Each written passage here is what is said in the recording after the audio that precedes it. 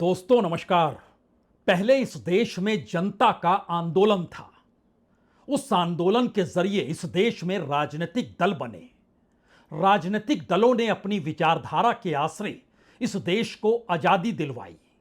आजादी मिलने के बाद तमाम राजनीतिक दलों ने मिलकर इस देश में संविधान सभा को बनाया और संविधान सभा ने तय किया कि इस देश को किस कानून के तहत चलना है।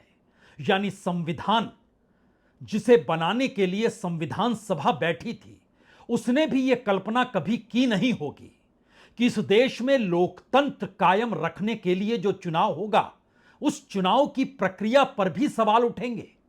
न सिर्फ चुनाव की प्रक्रिया पर, बल्कि चुनाव की प्रक्रिया को अमल में लाने वाले चुनाव आयोग को लेकर चुनाव में शामिल राजनीतिक दल ही यह कहकर आवाज उठाएंगे या चुनाव आयोग को कटघरे में खड़ा करेंगे कि इस देश की जनता जो चाहती है, अपने वोट के जरिए जो चाहती है, जब वोट का हक ही उसे नहीं होगा या फिर वोट के समानांतर एक फर्जी वोट की लकीर कहीं लंबी चौड़ी और मोटी होगी, तो इस देश की जनता किस लोकतंत्र में अपने आप को खड़ा पाएगी?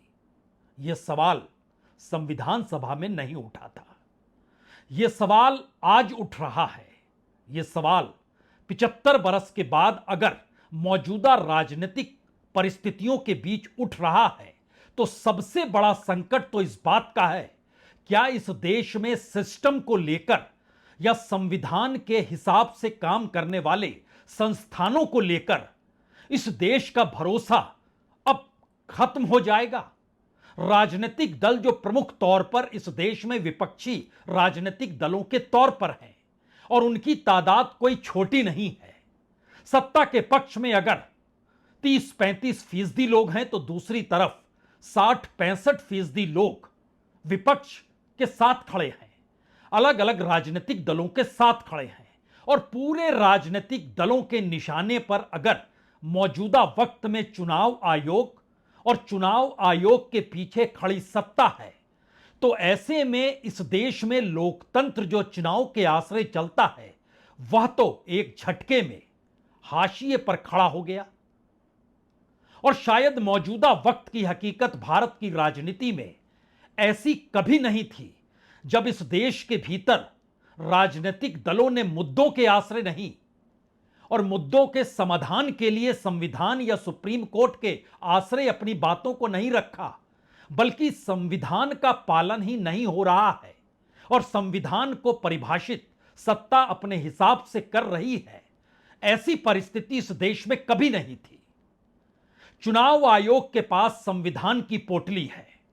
वो संविधान की धाराओं को गिनाता है और उसके हिसाब से अपने तर्कों को सामने यह कहकर रखता है कि देखिए वोट इसलिए कटे। वो बताने की कोशिश करता है कि देखिए हम सीसीटीवी फुटेज इसलिए नहीं दे सकते हैं। वो बताने की कोशिश यह भी करता है कि अगर कोई गड़बड़ी है तो उसमें चुनाव के जो प्लेयर्स होते हैं, राजनीतिक दल, वो अपनी बातों को सामने रखने के लिए आ जाएं। और दूसरी तरफ राजनीतिक दल कह रहे हैं किसके सामने आ जाएं? जब इस देश का चुनाव आयोग सत्ता के लिए वोटर लिस्ट बना रहा है, सत्ता की खातिर इस देश में एक फेक वोटर लिस्ट को क्रिएट किया जा रहा है। जो चुनाव हुए हैं, उस चुनाव में इस देश का कोई भी मुद्दा अगर बेअसर रहा, तो क्या इस देश के भीतर कभी भी कोई सत्ता विरोधी हवा बहती ही नहीं है? यानी जो हो रहा है सब बेहतरीन हो रहा है। और भारत के अपने इतिहास में अगर आजादी के तुरंत बाद नेहरू के शासनकाल को आप परखना भी शुरू करेंगे, तो उस दौर में भी राम मनोहर लोहिया नेहरू नीति के खिलाफ जब खड़े हुए, तो एक झटके में कांग्रेस के विकल्प के तौर पर नेहरू को काउंटर करते हुए लोहिया को देखा गया। इंदिरा गांधी खड़ी हुई तो फिर जेपी के आंदोलन को विकल्प के तौर पर देखा गया। इस देश में मंडल कमंडल की राजनीति जब पूरे परवान पर थी, उस दौर में भी राजनीतिक तौर पर अलग अलग राजनीतिक दल एक दूसरे को निशाने पर ले रहे थे इस देश की सामाजिक आर्थिक परिस्थितियों को लेकर। लेकिन कभी भी इस देश में चुनाव की प्रक्रिया और यह कहने की हिम्मत कभी उठी नहीं, कभी कही नहीं गई कि आखिर मुद्दे उठाने से क्या लाभ, जब पूरी प्रक्रिया ही अपने आप में एक मुद्दा बन जाए तो क्या यह दौर एक ऐसे राजनीतिक बदलाव का है जहां पर एक बार फिर संसद को समझना होगा, संसद की कार्यप्रणाली को समझना होगा, उसमें सत्ताधारी राजनीतिक दल की बहुमत की ताकत सब कुछ तय करने लग जाए और उस तय करने की परिस्थिति में इस देश के संवैधानिक संस्थानों को भी अगर वही हाँकने लग जाए तो फिर बचेगा क्या? यह सवाल राहुल गांधी उठा रहे हैं। और आज जब बिहार में 17 दिनों की उस यात्रा की शुरुआत हुई तो उससे पहले उन्होंने बहुत ही बारीकी के साथ जिन सवालों को उठाया, उसके 1 घंटे के बाद दिल्ली में चुनाव आयोग ने जो जवाब दिया, अगर दोनों रास्तों पर आप चलना शुरू कर देंगे तो एक सवाल आपके जहन में तुरंत खड़ा हो जाएगा, इस देश में संविधान को चुनाव आयोग नहीं मानता है। यह राहुल गांधी खुलकर कहने से चूके नहीं, तथ्यों के साथ, सबूतों के साथ उन्होंने अपनी बात इससे पहले रखी और चुनाव आयोग ने उस पर जवाब देने के बदले यह कहा कि आप लिखकर दे दीजिए कि आप जो कह रहे हैं वो सही है, जबकि पूरे तथ्य चुनाव आयोग के ही थे। और दूसरी तरफ चुनाव आयोग के पास सिवाय संविधान की धाराओं को गिनाने और चुनाव आयोग के अपनी कानूनी परिस्थितियों को बताने के अलावे कुछ भी नहीं। इन दो स्थितियों के मतलब बहुत साफ हो चले हैं। अब यह राजनीति भारत के चुनावों को कटघरे में खड़ा कर चुकी है। अब यह परिस्थिति भारत में चुनाव आयोग की पूरी कार्यप्रणाली पर एक संदेह पैदा कर चुकी है। अब यह हालात भारत के भीतर टकराव की परिस्थिति में चुनाव आयोग के साथ खड़ी सत्ता और दूसरी तरफ जनता की बातों को लेकर अभी तक चल रहा विपक्ष अब यह मानने को कतई तैयार नहीं है कि इस देश में जनता का कोई मुद्दा सत्ताधारी पार्टी को हरा ही नहीं सकता है। तो ऐसे में चुनाव जीतने के तौर तरीकों को निशाने पर लेना होगा। शायद इसीलिए खुले तौर पर विधानसभा का चुनाव हो या लोकसभा का चुनाव, इस देश में अगर कोशिश चुनाव आयोग के जरिए हो रही है और वहां से होते होते बात अगर बिहार तक जा चुकी है, तो इसमें अगला सवाल यह भी है कि इस देश में संविधान एक वोट एक व्यक्ति को देता है, वो कितना भी रईस हो, कितना भी गरीब हो। यानी संविधान में मिले मौलिक अधिकार जो पहले नंबर पर आते हैं, उसको इस परिस्थिति से भी जोड़ दिया गया। और इसके साथ ही इलेक्शन कमीशन की पूरी भूमिका राजनीतिक सत्ता के लिए कैसे बनाई जा रही है, इसको भी खुले तौर पर रखने में कोई हिचक आज राहुल गांधी ने नहीं दिखलाई। पूरे हिंदुस्तान में विधानसभा के चुनाव, लोकसभा के चुनाव चोरी किए जा रहे हैं और इनकी आखिरी साजिश यह है कि बिहार में एसआईआर करके नए वोटरों को जोड़कर, वोटरों को काटकर ये बिहार का चुनाव चोरी करें। और मैं और हम सब स्टेट से आपको कहने आए हैं कि हम इन्हें ये चुनाव चोरी नहीं करने देंगे। और बिहार की जनता चोरी नहीं करने देगी। क्यों? क्योंकि गरीबों के पास, कमजोर लोगों के पास सिर्फ वोट है और हम वोट चोरी नहीं करने देंगे। और जो इलेक्शन कमीशन कर रहा है पूरे देश को मालूम है, अब ये बात छुपी नहीं है और अब हम ये चोरी नहीं करने देंगे। और जहां भी ये चोरी हो रही है, चाहे बिहार में, चाहे महाराष्ट्र में, चाहे असम में, चाहे बंगाल में, हम इनकी चोरी पकड़कर जनता को दिखाने का काम करने जा रहे हैं। दरअसल इसके मर्म को पकड़ना होगा। यह बात यूं ही पूरे देश में नहीं छा गई। इससे पहले राहुल गांधी ने इस देश में schedule caste, schedule tribe, OBC यानी दलित, आदिवासी और पिछड़े तबके के साथ साथ अल्पसंख्यकों को भी यह कहकर जोड़ा कि उनकी भागीदारी इस देश को चलाने में कहीं नहीं है, यानी गवर्नेंस के तौर पर नहीं है, इस देश के कॉरपोरेट में नहीं है, इस देश के जुडिशियल सिस्टम में नहीं है, इस देश के मीडिया में नहीं है, इस देश की डेमोक्रेसी के किसी भी पिलर में इस देश के 90% आबादी की भागीदारी नहीं है। यानी ध्यान दीजिए, धीरे धीरे यह सवाल संविधान से जुड़कर इसलिए बड़ा हो गया क्योंकि पहली बार मंडल के बाद आर्थिक मुद्दों के आश्रय और समान भागीदारी को खोजते हुए जिस पिछड़े तबके और दलित और आदिवासी और अल्पसंख्यकों का सवाल राहुल गांधी उठा रहे थे, वो करंट की तरह भारतीय समाज में आगे बढ़ने लगा। और राजनीतिक तौर पर अगर हर व्यक्ति के पास एक वोट है तो इतने बड़े तबके के भीतर अगर यह मुद्दा बड़ा हो चला तो फिर उसके वोट तो एक झटके में राजनीतिक सत्ता को पलट सकते हैं। लेकिन इसके बावजूद भी 2024 के लोकसभा चुनाव में बीजेपी 240 सीट जीत जाती है, कुछ गठबंधन का साथ लेती है और जादुई आंकड़े 272 को पार करती है और वह सत्ता में आ जाती है। सवाल सबसे बड़ा यही आ गया, जिस राजनीति के भीतर बीजेपी की राजनीति राष्ट्रवाद और सांप्रदायिकता या कहें धार्मिक मुद्दों या हिंदुत्व के आश्रय चलती थी, उसके प्रतिबिंब वाली जगहों पर भी अगर बीजेपी चुनाव हार रही थी, वो अयोध्या ही क्यों ना हो, या फिर नेशनलिज्म का तमगा लिए हुए इस देश के भीतर सेना से जुड़े हुए जो इलाके हैं उन इलाकों का ही जिक्र क्यों ना हो, उसके बावजूद भी अगर वो चुनाव जीत रही है तो अगला सवाल कोई भी उठा सकता है कि जब इतने बड़े तबके को एक साथ जोड़ने की पहल 2022 से शुरू की गई, जो भारत जोड़ो यात्रा की परिस्थितियों के बाद शुरू होती चली गई, और इस देश में कॉरपोरेट के पास पूरी पूंजी कैसे ट्रांसफर हो रही है और इस देश का 90% तबका कैसे बिल्कुल अलूफ है, अलग है, और उनकी तादाद वोटरों की संख्या में उस तबके से कई गुना ज्यादा है जो तबका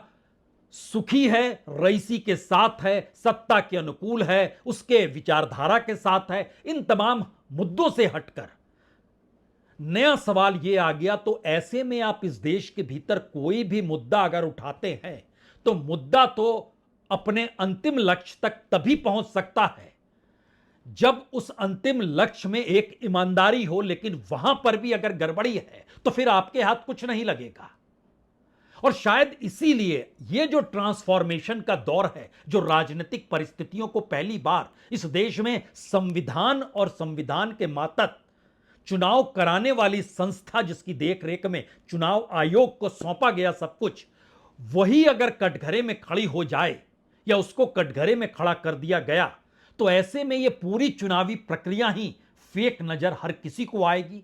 और जो दलित है, जो आदिवासी है, जो मुसलमान है, जो पिछड़ा है, या फिर इस देश के भीतर की वो बहुसंख्य जनता जो देख तो रही है कि भारत की इकोनॉमी 4 ट्रिलियन की हो गई, लेकिन उसमें उसकी भागीदारी कहां है। अगर 10% के हिस्से में देखें तो 2.5 ट्रिलियन से ज्यादा उसके हिस्से में आता है। इस देश का 90% जो है वह 1 से 1.5 ट्रिलियन के बीच में ही है। यानी असमानता चरम पर है, रोजगार मिल नहीं पा रहे हैं, इस देश के भीतर में एजुकेशन और हेल्थ सेक्टर चरमराया हुआ है। अंतर्राष्ट्रीय तौर पर भी पहली बार भारत को लेकर बहुत सारे सवाल जो शुरुआती दौर में पड़ोसियों को लेकर शुरू हुए थे, वो फैलते फैलते अमेरिका तक जा चुके हैं। यानी एक पूरा सिस्टम अगर किसी पॉलिटिकल पार्टी की विचारधारा के तहत कोलैप्स दिखाई दे रहा है, बावजूद इसके अगर उसको जीत मिल रही है, तो फिर ये वोटरों की कतार का तो कोई मतलब नहीं। इसीलिए पहली बार अब नया सवाल उन वोटरों के अधिकारों का उठा है। और शायद इसीलिए जो शब्द वोट चोरी का निकल के आया, इलेक्शन कमीशन को यह शब्द अच्छा नहीं लग रहा है, लेकिन सवाल शब्दों के अच्छे लगने या संविधान के हिसाब से चुनाव को परिभाषित करने या चुनाव आयोग की पूरी पहल को संविधान के दायरे में देखकर अपने हिसाब से कहने की परिस्थितियों को अगर आप समझेंगे या उस दायरे में जाकर मौजूदा वक्त की परिस्थितियों को खड़ा करेंगे, तो दो ही सवाल आपके जहन में बचेंगे। भारत के भीतर का बहुसंख्य तबका जो दलित, आदिवासी, मुसलमान, पिछड़ों के हिसाब से इस देश में अपनी आर्थिक साझेदारी और दावेदारी दोनों को राजनीतिक तौर पर खोज रहा है, अब वही राजनीति अगर उन्हें बता रही है कि देखिए आपकी जरूरत तो है ही नहीं, यानी वोट के हिसाब से चीजें चल नहीं रही हैं, और दूसरी तरफ इलेक्शन कमीशन कहे सब कुछ अनुकूल है। यह सिर्फ भ्रम है और आरोप लगाने की परिस्थितियां हैं।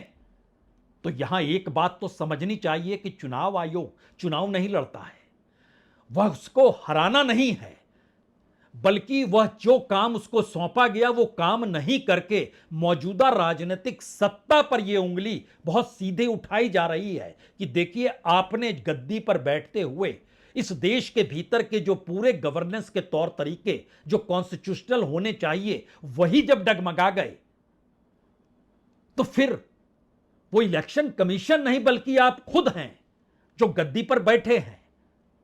इसीलिए चुनाव आयोग ने आज फुर्सत के साथ प्रेस कॉन्फ्रेंस बुलाई, दिल्ली में बुलाई, उसी वक्त बुलाई जब बिहार के भीतर शुरुआत हुई वहां पर चल रहे नए वोटर लिस्ट को बनाने को लेकर जो चुनाव आयोग की कवायद है। और इस टकराव के बीच में चुनाव आयोग के जवाब मायने रखते हैं। वोट चोरी जैसे गलत शब्दों का इस्तेमाल करके जनता को गुमराह करने का असफल प्रयास किया जाए तो यह भारत के संविधान का अपमान नहीं तो और क्या है। जहां तक कि मशीन रीडेबल मतदाता सूची का सवाल है, माननीय सुप्रीम कोर्ट 2019 में ही कह चुका है कि यह मतदाता की निजता का हनन हो सकता है। Voter privacy can be breached. हमने कुछ दिन पहले देखा कि कई मतदाताओं की फोटो उनकी अनुमति के बिना मीडिया के समक्ष रखी गई, उनके ऊपर आरोप लगाए गए, उनका इस्तेमाल किया गया। क्या अपनी माताओं, बहुओं, बेटियों सहित किसी भी मतदाता की सीसीटीवी वीडियो चुनाव आयोग को साझा करनी चाहिए क्या? यह जवाब मायने इसलिए रखता है क्योंकि भारत के लोकतंत्र के सामने चुनाव आयोग का तर्क है कि हम सीसीटीवी फुटेज इसलिए नहीं दे सकते हैं कि किसी भी निजता को खत्म हो जाएंगे। और निजता में उसने खुले तौर पर जिक्र महिलाओं का किया, किसी की मां, किसी की बहू, किसी की बेटी। सीसीटीवी फुटेज कैसे दे सकते हैं? लेकिन दूसरी तरफ राहुल गांधी जो महादेवपुरा, जो कि बेंगलोर सेंट्रल क्या एक विधानसभा कॉन्स्टिट्यूएंसी का जिक्र किया जिसमें 1,25,000 वोटों का जिक्र, 250 वोटों का जिक्र था जो फर्जी हैं, उसमें महिलाओं की तादाद 40,000 से ज्यादा की है। और 40,000 महिलाओं को लेकर जो नाम गलत एड्रेस पे हैं, डुप्लीकेट हैं, फोटो नहीं है, अलग अलग तरीके से जो भी लकीरें खींची गई, और यहां तक कि महिलाओं का जिक्र उसमें भी है कि उम्र 70 पार है लेकिन पहली बार वोट डालने आए हैं, फॉर्म 6 भरा गया है। इन तमाम बातों ने सवाल खड़े किए कि आपको लोकतंत्र को बचाने के लिए चुनाव आयोग की पहल क्या होगी। और शायद आज इसीलिए उसका जवाब खोजने हर कोई सामने आ रहा था। और चुनाव आयोग उसको जिन परिस्थितियों से जोड़ रहा था वो हैरत अंगेज स्थिति है। लेकिन बात सिर्फ इतनी भर नहीं है। सवाल यह है, क्या सिर्फ और सिर्फ इस वक्त चुनाव आयोग एक ऐसी सत्ता के लिए ढाल बनने की कोशिश कर रहा है जिस ढाल के होने का मतलब यह है कि मसला संविधान का है, आप कुछ मत बोलिए। मसला इस देश में संविधान के तहत लोकतंत्र को बचाने का है, आप कुछ मत बोलिए। मसला इस देश में संविधान की व्याख्या करने वाली सुप्रीम कोर्ट की एक अपनी परिभाषा का है, आप कुछ मत बोलिए। यानी जो सवाल है उस सवाल का जवाब नहीं है, बल्कि उसके पीछे के तर्क अपने आप में कई शील्ड क्रिएट कर रहे हैं, कई ढाल को क्रिएट कर रहे हैं। और शायद इसीलिए जब सवाल यह भी आया कि इस देश में डुप्लीकेट वोटर्स जो नाम काटे गए, उसमें दोनों तरफ के तर्क बड़े शानदार हैं। चुनाव आयोग का कहना है कि देखिए, इस दौर में भारत विकास कर रहा है, और विकास जब होता है तो गांव से छोड़कर लोग काम की खोज में शहर में आते हैं, शहर में आकर नया वोटर आईडी कार्ड बना लेते हैं, गांव में उनका वोटर आईडी की बचा रह जाता है, तो दो वोटर आईडी कार्ड उनके पास हो गया तो एक को तो कट करना पड़ेगा। राहुल गांधी सवाल करते हैं, अच्छा जहां पर भी नए वोटर जुड़ते हैं वहां पर बीजेपी ही क्यों जीत जाती है? लोकसभा के चुनाव होते हैं तो हमारे जितने वोट हैं उसमें हम जीतते हैं, विधानसभा में हमको उतने ही वोट मिलते हैं, लेकिन बीजेपी जीत जाती है क्योंकि नए वोट जोड़ दिए गए। इन दोनों बातों को जरा सुनिए, कुछ चीजें और तस्वीर साफ होगी। जाते कई लोग जो गांव में रहते थे, जहां पर उनका वोट था, वो शहर में आ गए, उनका वोट गांव में रह गया, और जब वो शहर में आए तो वोट कटवाने की प्रक्रिया की भी अपनी कानूनी जटिलताएं, तो उनका वोट गांव में भी रह गया, शहर में भी हो गया।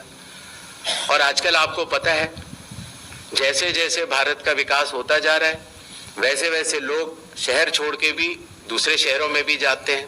जहां भी ये नए वोटर आए, वहां पर बीजेपी का गठबंधन जीता। हमारा एक वोट कम नहीं हुआ। हमारे गठबंधन को जितने वोट लोकसभा में मिले, उतने ही वोट हमें विधानसभा में मिले। बीजेपी को सारे के सारे नए वोटरों के वोट मिले और वो चुनाव जीते। सिर्फ तर्कों के आसरे अगर लोकतंत्र को बचाना हो तो फिर वकीलों की फहरिस्त तो इस देश में बड़ी लंबी चौड़ी है। लेकिन इस देश का नागरिक 2 जून की रोटी के लिए जो संघर्ष करता है, इस देश का युवा हाथों में डिग्रियों को लेकर जब रोजगार की तलाश में निकलता है, इस देश का इंडस्ट्रियलिस्ट जब चाहता है जो कच्चा माल उसे मिलना चाहिए वो नहीं मिल पाता है, इस देश का किसान जब देखता है कि खाद और बीज का भी संकट है, और इस देश के बड़े बड़े कॉरपोरेट जब ये जान जाते हैं कि दरअसल अब इस देश की इकोनॉमिक पॉलिसी अपने अस्तित्व की लड़ाई लड़ते हुए नए संबंधों की दिशा में बढ़ेगी और पुराने संबंध जो दसियों बरस से चले आ रहे थे वो बदल जाएंगे, तो हर कोई अपनी अपनी लड़ाई लड़ता है और अपने मुद्दों के आसरे वो बतलाना चाहता है सत्ता को या फिर उस राजनीतिक दलों की कतारों को जो चुनाव में कूदते हैं, और उसके जरिए वो तय करता है कि किसे सत्ता में लाना है। और इसीलिए हर वो मुद्दा इलेक्शन के समय हावी हो जाता है, और शायद इसीलिए इस वक्त देश के सामने सबसे बड़ा संकट यह है, मुद्दे बहुत हैं लेकिन हर मुद्दा बेअसर है, और हर मुद्दे से जुड़े हुए लोगों की तादाद बहुसंख्य तबके के हिस्से में आती है। उसकी अपनी तादाद वो जाति के नाम पर हो, वो धर्म के नाम पर हो, वह रोजगार के नाम पर हो, वह गरीबी और मुफलिसी के नाम पर हो, वह मजदूरों के नाम पर हो, किसान के नाम पर हो, वह इस देश के दिहाड़ी मजदूरों के नाम पर हो, इस देश के व्हाइट कॉलर कर्मचारियों के नाम हो, इस देश के टैक्स पेयर का संकट हो, वो मिडिल क्लास हो, वो लोअर मिडिल क्लास हो, तमाम मुद्दे कोई मायने अगर ना रखते होंगे तो बचा क्या। यहां पर यह सबसे बड़ा सवाल है कि अगर जिस दिशा में चुनाव आयोग बढ़ चुका है और चुनाव आयोग के सामने इस देश की राजनीति अब जिस दिशा में जा चुकी है, वहां आप कोई समझौते की लकीर अब खींच नहीं सकते हैं, क्योंकि अभी तक आपने सुना और देखा और समझा होगा, इलेक्शन कमीशन कह रहा था इसकी जरूरत पूरे देश में है जो बिहार में हो रहा है। यह भी कहा जा रहा था कि अब बंगाल में होगा, आने वाले वक्त में पूरे देश में होगा। यानी लगातार आप सुनते चले आए कि अब जरूरत पूरे देश के भीतर, क्योंकि जो सवाल इलेक्शन कमीशन जवाब के तौर पर दे रहा है कि देखिए वोटर बढ़ गए, जो जिनकी मौत हो गई वो भी वोटर के तौर पर है, जो गांव से शहर आ गए वो दोनों जगहों पर है, इन तमाम तर्कों को अगर रखना शुरू करें तो पूरे देश में होना चाहिए। लेकिन सवाल सिर्फ एक पूछा गया चुनाव आयोग से, यह कहकर पूछा गया कि जनाब अब बिहार के बाद आप किस स्टेट को लेंगे, जो बंगाल का जिक्र हो रहा है। तो उन्होंने कहा कि बंगाल के बारे में अभी फैसला नहीं हुआ, हम तीनों मिलकर बाद में फैसला करेंगे। अब यहां पर सुन लीजिए पहले। जहां तक वेस्ट बंगाल के एसआईआर की तारीख की बात है, हम तीनों कमिश्नर्स एक उचित समय देखकर उसका निर्णय लेंगे कि कब वेस्ट बंगाल में होना है या देश के अन्य राज्यों में कब होना है। उसकी तारीखों का ऐलान आने वाले समय में उचित समय पर। अब यहां पर सवाल सबसे बड़ा है, चुनाव आयोग को ताकत ये कहां से मिली, या उसने ये कैसे तय कर लिया कि चुनाव से 3 महीने पहले बिहार में हम नया वोटर लिस्ट तैयार करेंगे और बंगाल में क्या करेंगे नहीं करेंगे अभी हम नहीं बतलाएंगे, हम चर्चा करेंगे तो उसके बाद बतलाएंगे। यह पावर पार्लियामेंट से ही मिल सकती है और पार्लियामेंट ने ऐसा कोई विधेयक तो पास किया नहीं, ना ही कोई पावर दिया है इलेक्शन कमीशन को। इससे पहले राजीव कुमार थे चीफ इलेक्शन कमिश्नर, उनके दौर में जो जो मुद्दे उठाए गए उन्होंने उसे हवा में उड़ा दिया। 2024 का पूरा चुनाव जो महादेवपुरा में 1 लाख से ज्यादा वोट जो डुप्लीकेट और फर्जी के तौर पर सामने उभर कर आए, और उसके बाद बीजेपी के सांसद अनुराग ठाकुर ने 6 कॉन्स्टिट्यूंसी में यह भी बता दिया कि वहां भी फर्जी वोटिंग हुई थी। तो 2024 के वक्त राजीव कुमार इस देश के चीफ इलेक्शन कमिश्नर थे, वो कहां पर हैं? और कल मौजूदा वक्त के chief election commissioner Gyanesh Kumar कहां पर होंगे? ये सिर्फ अपनी नौकरी कर रहे हैं और नौकरी करते वक्त उनको नौकरी देने का काम मौजूदा राजनीतिक सत्ता ने किया है। नियुक्ति तो मौजूदा के वक्त के प्रधानमंत्री के जरिए हुई है। प्रधानमंत्री और गृह मंत्री ने तय किया, ज्ञानेश कुमार की नियुक्ति हो गई। इन्हीं दोनों ने तय किया था, उस वक्त राजीव कुमार आ गए। यानी राजनीतिक सत्ता जब तय कर रही है नौकरशाही को और नौकरशाही नौकरी बजा रही है राजनीतिक सत्ता की, तो इस देश में लोकतंत्र, संविधान, लोगों के वोट के अधिकार और इन सारी परिस्थितियों से दुनिया के सामने दुनिया का सबसे बड़ा लोकतांत्रिक देश और उसकी परिस्थितियों के बीच फंसा हुआ संविधान और संविधान में लिखे हुए शब्द और उनको परिभाषित करने की ताकत किसके पास होगी? ध्यान दीजिए, इस पूरी कतार में आम आदमी गायब है, जिसे वी द पीपुल कहते हैं, वो गायब हो चला है। उसकी बात कहां पर है? कहीं नहीं है। इस देश में टैक्स पेयर का जितना पैसा चुनाव आयोग पे खर्च होता है, इस देश के गृह मंत्रालय पे खर्च होता है, प्रधानमंत्री कार्यालय पे खर्च होता है, वो टैक्स पेयर का पैसा है, वो किसी दूसरे का पैसा नहीं है, इन्होंने अपनी जेब से नहीं लगाया है। पारदर्शिता गायब कर दी गई, राजनीतिक तौर पर हिस्सेदारी बढ़ गई, राजनीतिक मुद्दों को हाशिए पर ले जाकर खुद को मुद्दा बनाने की परिस्थिति में हर ऑर्गेनाइजेशन इस ताकत के साथ आ गया कि वहां बैठा नौकरशाह सरकार की आंखों का तारा बन जाए, और वो सितारा बनने के बाद अपनी नौकरी पूरी करने के बाद कहां गायब हो जाएगा कोई नहीं जानता है। तो क्या यह एक ऐसी परिस्थिति है जिसमें सिर्फ और सिर्फ एक ऐसा नेक्सस पॉलिटिकल तौर पर गवर्नेंस के लिए खड़ा कर दिया गया? लेकिन अगला सवाल जनता का है, और इस वक्त बिहार में जनता के बीच विपक्ष मौजूद है। विपक्ष की ताकत सत्ता के कुल वोट की तुलना में ज्यादा है। जनसंख्या के हिसाब से भी वोट ज्यादा विपक्ष को मिले हैं। लेकिन इन सब को कहने से लाभ क्या होगा जब एक गणित 272 लोकसभा की सीटों का चलता हो और कोई सत्ता 272 तक पहुंचने के रास्तों को बना चुकी हो? तो फिर चुनाव कराइए या विधानसभा के चुनाव कराइए।